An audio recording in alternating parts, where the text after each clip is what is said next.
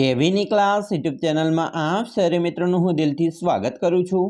આજે વિદ્યાર્થી મિત્રો વાત કરવાના છીએ ધોરણ 7માં આપણી જે નવી પ્રોજેક્ટ પ્રવૃત્તિ બુક આપવામાં આવેલી છે તેમાં પ્રોજેક્ટ પ્રવૃત્તિ નંબર 8 મારું ગીત, જે મિત્રો તમને પાના નંબર 24 અને 25 ઉપર મળી જશે, જેનું આપણે આજે આ વિડીયોમાં સચોટ સાચું અને સંપૂર્ણ સોલ્યુશન જોવાના છીએ।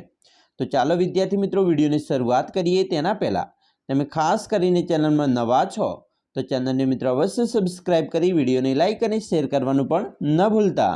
પ્રોજેક્ટ પ્રવૃત્તિ નંબર છે 8 મારું ગીત, જેની અંદર આપણે શું પ્રવૃત્તિ કરવાની છે એની વાત કરીએ તો આપના ગામમાં, ઘરમાં, આજુબાજુ, પડોશમાં તહેવારો, સુપ્રસંગ હોય કે અન્ય ઉજવણીઓના સમયે તમે બાળપણથી લોકગીતો મિત્રો સાંભળતા આવ્યા છો। આ પ્રકારના લોકગીતો હજી પણ આપણા માતા પિતા, દાદા દાદી, સગા વહાલાના મુખે ગવાતા જ હશે।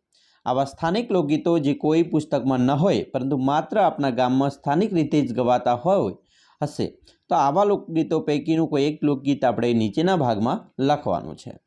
ચાલો વિદ્યાર્થી મિત્રો આપણે લોકગીતને લખીએ। તેના પહેલાં ખાસ કરીને આપણે ચેનલની અંદર તમારું સ્વાધ્યાયન પોથીનું સોલ્યુશન અને તમારી પ્રોજેક્ટ પ્રવૃત્તિ બુકની અંદર પ્રવૃત્તિ નંબર 1 થી ને આ 8મી પ્રવૃત્તિનું સોલ્યુશન જોઈ રહ્યા છે। જોવાનું બાકી છે તો ચેનલના પ્લેલિસ્ટમાં જઈને જોઈ શકો છો। હવે આપણે લોકગીતનું નામ છે મિત્રો એ લીલી લેંબડી રે। તો મિત્રો આ જે લોકગીત છે એને આપણે અહીંયા લખવામાં આવેલું છે એ લીલી લેંબડી રે, લીલી લેંબડી રે લીલો નાગરવેલનો છોડ, પ્રભુ પરોઢના રે મારે ઘેર નાવણ કરતા જાઓ, નાવણ નહીં કરવું રે મારે ઘેર સીતા જુએ વાટ, સીતા એકલા રે જુએ રામ લક્ષ્મણની વાટ, લીલી લેંબડી રે લીલો નાગરવેલનો છોડ, લીલી લેંબડી રે લીલો નાગરવેલનો છોડ, પ્રભુ પરોઢના રે મારે ઘેર ભોજન કરતા જાઓ, ભોજન નહીં કરવું રે મારે ઘેર સીતા જુએ વાટ, સીતા એકલા રે જુએ રામ લક્ષ્મણની વાટ, લીલી લેંબડી રે લીલો નાગરવેલનો છોડ। તો વિદ્યાર્થી મિત્રો આને આપણે ઢાળપૂર્વક પણ ગાઈ શકીએ છીએ। તમારા મમ્મી પપ્પા જો એને અવાજ સારો આવતો હોય અથવા બહેનનો અવાજ સારો આવતો હોય તો આ જે ગીત છે એને આપણે ઢાળપૂર્વક તમારે એકવાર ગવડાવવાનું છે અને તમારે સાંભળવાનું પણ છે।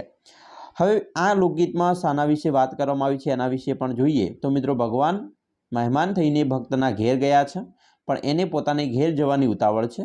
ભક્ત ઉતારા, દાતણ, નાવણ, ભોજન વગેરે માટે ખૂબ આગ્રહ કરે છે, પણ પ્રભુજી કહે છે કે મારે ઘેર પહોંચવું જરૂરી છે, કેમ કે સીતાજી એકલા છે, અમારી રાહ જુએ છે। આ લોકગીતનો મર્મ સરળ છે કે યજમાન તો પોતાની ફરજ બજાવે, આગ્રહ કરે, આશરાધર્મ નિભાવે, પણ મહેમાને સમજવું જોઈએ કે ક્યાં કેટલું રોકાણ કરવું જોઈએ। અહીં દશરથ નંદન શ્રી રામચંદ્રને લોકગીતના નાયક બનાવીને લોકગીતના રચયિતાના સૌને મહેમાન બનવાની સાચી રીત શીખવી દીધી છે।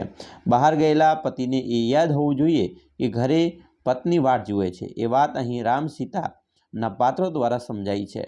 લોકગીતો માત્ર જોડકણા નથી પણ અર્થસભર, રસપ્રચુર, લોકહિય વસતા ગીતો છે, એ સતત સાબિત થતું રહે છે।